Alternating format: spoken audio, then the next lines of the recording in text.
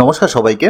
আমরা যখন income tax file করতে যাই এবং ইনকাম ট্যাক্স ফাইল করতে গিয়ে বিশেষ করে স্যালারিড পার্সনদের যখন ইনকাম ট্যাক্স ফাইল করা হয়, তারা আমাদের ফর্ম 16 দেওয়ার পর একটা প্রশ্ন কিন্তু অবশ্যই করে থাকে যে টিডিএস তার কাটা হয়েছে, তার থেকে কি কোনো ধরনের কোনো রিফান্ড পাওয়া যাবে। ম্যাক্সিমাম ক্ষেত্রেই দেখা যায় যে টিডিএস তার কাটা হয়েছে সেটা কিন্তু তার ইনকামের উপর বেস করেই কাটা হয়েছে, সুতরাং তার সঠিক যে টিডিএস আছে সেই টিডিএস কাটার সম্ভাবনাই কিন্তু বেশি। তার সাথে যোগ হয়ে যায় ইনকাম ফ্রম আদার সোর্স, অর্থাৎ সেভিংস ব্যাংক থেকে কোনো ইন্টারেস্ট যদি পায়, এছাড়া এফডি থেকে কোনো যদি ইন্টারেস্ট সে পায়, এই ধরনের ইনকাম, এছাড়া ক্যাপিটাল গেন যদি তার কিছু হয়ে থাকে, শেয়ার মিউচুয়াল ফান্ড বিক্রি, সেগুলো তো আলাদা, এগুলো থেকে থাকে, ওগুলো যখন যোগ হয় উল্টে দেখা যায় যে ট্যাক্স পেয়েবল হয়ে যায়। কিন্তু ম্যাক্সিমাম লোকের একটা ধারণা থাকে যে তার যদি টিডিএস কাটা হয়ে গিয়ে থাকে সেই টিডিএস সে হয়তো ফেরত পাবে। এই বছর ইনকাম ট্যাক্স ডিপার্টমেন্টও এই ব্যাপারের উপরও খুব নজর দিচ্ছে এবং এর জন্য দেখা যাচ্ছে যে এ বছর কিন্তু যাদের রিফান্ড আছে তাদের রিফান্ড আসতেও অনেকটা দেরি হয়ে যাচ্ছে। তা আজকের ভিডিওতে আমরা আলোচনা করব ইনকাম ট্যাক্স ডিপার্টমেন্ট বেশ কিছু বিষয়ে এই বছর কিন্তু বিশেষভাবে নজর দিচ্ছে। এর জন্য আমাদের একটা বড় পেনাল্টি পর্যন্ত চলে আসতে পারে এবং কারো কারো ক্ষেত্রে দেখা যেতে পারে যে এটা জেল অবধিও গড়িয়ে যেতে পারে সে যদি নজর না দেয় ঠিক মতন ভাবে। তাহলে কোন কোন বিষয়ে আমাদের সেই ব্যাপারে নজর দিতে হবে এবং এর সমাধান কি আছে আমাদের কাছে, এই বিষয়ে আজকে আলোচনা করব। তাহলে বন্ধুরা শুরু করা যাক আজকের ভিডিও। তা কিছুদিন আগে পর্যন্ত আমরা কিন্তু বিভিন্ন জায়গায় একটা নিউজ পাবলিশ হতে দেখেছি যে income tax return 2024 tax payer alert filing false claim in ITR to attract this penalties. অর্থাৎ ইনকাম ট্যাক্সে কোনো ফলস ক্লেম করলে, যদি বিশেষ করে রিফান্ড যদি ক্লেম করা হয়, তাহলে আমাদের কাছে পেনাল্টি পর্যন্ত চলে আসতে পারে। এছাড়াও আমরা যদি আরও একটা নিউজ আমরা দেখি, filing income tax return with false claim may land assessee in jail.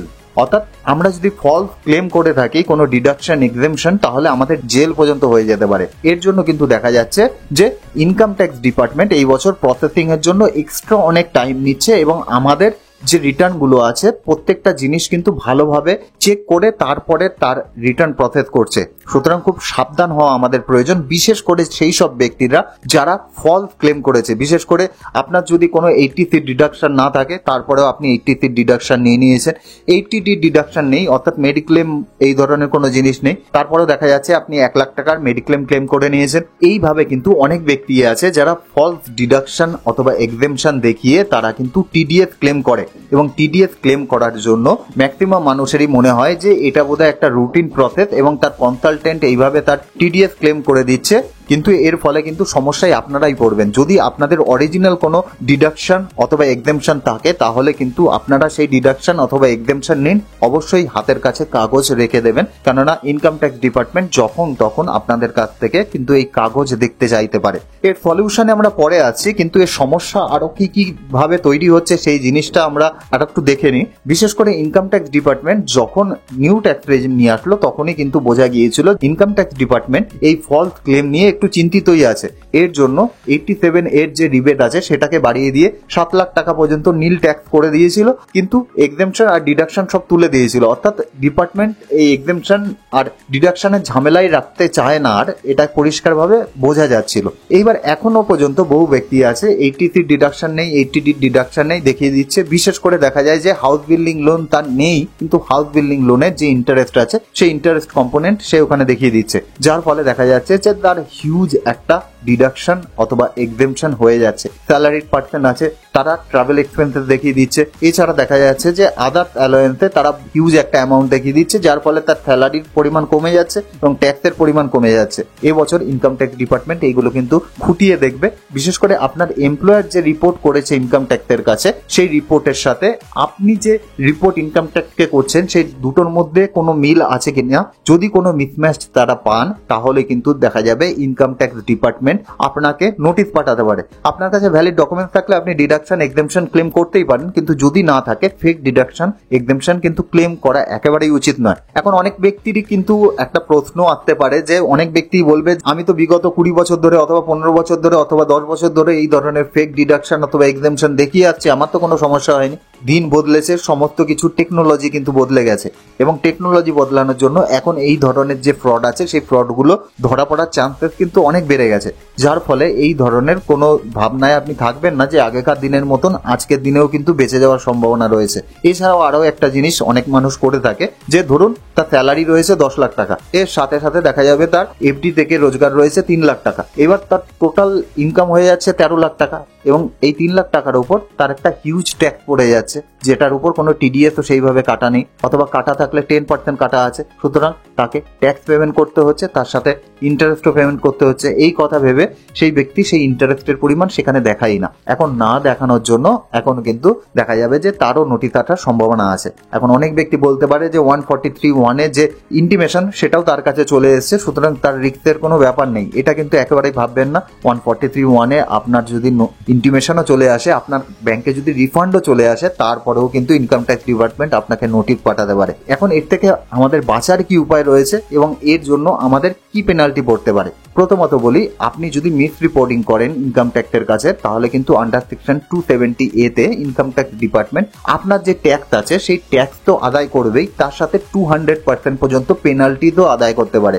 অর্থাৎ ধরে নিলাম আপনার ট্যাক্স ছিল হলো 1 লাখ টাকা এবং 1 লাখ টাকা যে আপনার ট্যাক্স পেয়েবল ছিল ওটা তো আপনি দেখাননি, উল্টে দেখা যাবে যে 20,000 টাকা রিফান্ড ক্লেম করে নিয়েছেন অথবা আপনার ট্যাক্স নীল করে দিয়েছেন। এই ক্ষেত্রে ইনকাম ট্যাক্স ডিপার্টমেন্ট বলবে যে 1 লাখ টাকা যে আপনার ট্যাক্স ছিল সেটা তো আপনি পেমেন্ট করবেনই, তার সাথে সাথে এর উপর 200% পেনাল্টিও পেমেন্ট করবেন। অর্থাৎ এখন আপনাকে 3 লাখ টাকা ট্যাক্স পেমেন্ট করতে হবে পেনাল্টি সমেত। এর সাথে সাথে ইন্টারেস্ট তো পেমেন্ট করতেই হবে এবং ইন্টারেস্ট সমেত দেখা যাবে যে ওই অ্যামাউন্টটা হিউজ পরিমাণে গিয়ে দাঁড়াবে, হতে পারে 4 লাখ, হতে পারে 4.5 লাখ টাকা পর্যন্ত গিয়ে দাঁড়িয়ে পড়তে পারে, ডিপেন্ড করবে আপনার কাছে নোটিশ কতদিন পরে আসছে।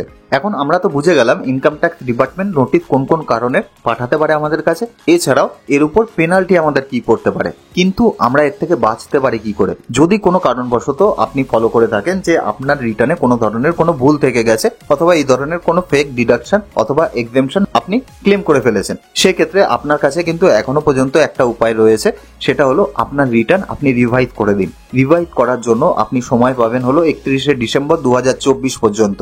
31শে ডিসেম্বর 2024-এর মধ্যে আপনি যদি দেখতে পান যে আপনার রিটার্নে কোনো ধরনের কোনো গন্ডগোল থেকে গেছে, সেক্ষেত্রে আপনি কিন্তু আপনার রিটার্ন অবশ্যই রিভাইজ করে দিন। আর এখনই যদি আপনি কোনো কারণে ফলো করেন, এখন আগস্ট মাস চলছে, যে আপনার রিটার্নে কোনো ভুল থেকে গেছে এবং আপনি কোনো কারণে জুলাই মাসের শেষে আপনার রিটার্ন জমা করেছেন, সেক্ষেত্রে আমি বলবো যে আপনার রিভাইজ যে রিটার্ন আছে সেটা প্রিপারেশন আপনি করা শুরু করে দিন এবং আপনার যে অরিজিনাল রিটার্ন রয়েছে সেটা এখন ভেরিফাই করবেন না। যখন রিভাইজ রিটার্ন আপনি জমা করবেন তখনই আপনার অরিজিনাল রিটার্ন ভেরিফাই করবেন, কেননা কোনো কারণবশত আপনি যদি ভেরিফাই করে নেন এবং কোনো কারণবশত ইনকাম ট্যাক্স ডিপার্টমেন্ট আপনার ফাইল তাড়াতাড়ি প্রসেস করে দিল এবং প্রসেস করার পর দেখা গেল তাদের অ্যাসেসমেন্টও কোনো কারণে হয়ে গেল, এর জন্য আপনি চেষ্টা করুন যদি সম্ভব হয় 30 দিনের মধ্যেই আপনার রিভাইজ ফাইল করে দিতে এবং যখন রিভাইজ রিটার্ন জমা করবেন তার আগে আপনার অরিজিনাল রিটার্ন ভেরিফাই করে নিতে। অর্থাৎ 30 দিনের বেশি কিন্তু ভেরিফাই করতে আপনার অরিজিনাল রিটার্নের সময় লাগাবেন না।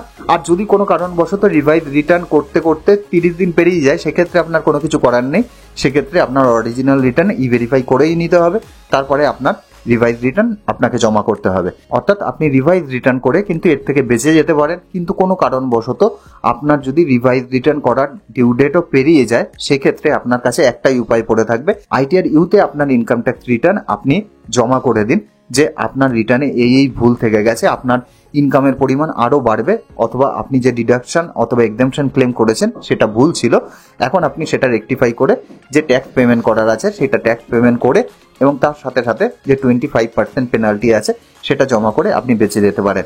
এবং কোনো কারণবশত আগের বছরের রিটার্নেও আপনি যদি কোনো কারণে দেখেন কোনো ভুল থেকে গেছে, সেক্ষেত্রেও কিন্তু আগের বছরের রিটার্নও আপনি আইটিআর ইউতে জমা করে এখন কিন্তু আপনার যে সমস্যা রয়েছে সে সমস্যা থেকে আপনি বেঁচে যেতে পারেন। ভবিষ্যতে হয়তো ইনকাম ট্যাক্স ডিপার্টমেন্ট ওটা নিয়ে নাড়াচাড়া করলে আপনি আরও সমস্যায় পড়তে পারেন, তার থেকে ভালো এখনই যদি আপনি একটা আইটিআর ইউ জমা করে দেন আগের বছরের রিটার্নের জন্য আর এই বছরের রিটার্নের জন্য রিভাইজ রিটার্ন জমা করে দেন, তাহলে কিন্তু আপনার সমস্যার সমাধান হয়ে যেতে পারে। আশা করি ভিডিও থেকে সামান্য কিছু হলেও ভ্যালু আপনাদের প্রোভাইড করতে পারলাম। যদি ভিডিওটি ভালো লাগে বন্ধু বান্ধবের মধ্যে অবশ্যই শেয়ার করবেন, আর ভিডিও সম্পর্কে আপনাদের যদি কোনো মতামত থাকে কমেন্ট সেকশনে অবশ্যই জানাতে পারেন। তাহলে দেখা হচ্ছে নেক্সট ভিডিওতে, ততক্ষণের জন্য বাই।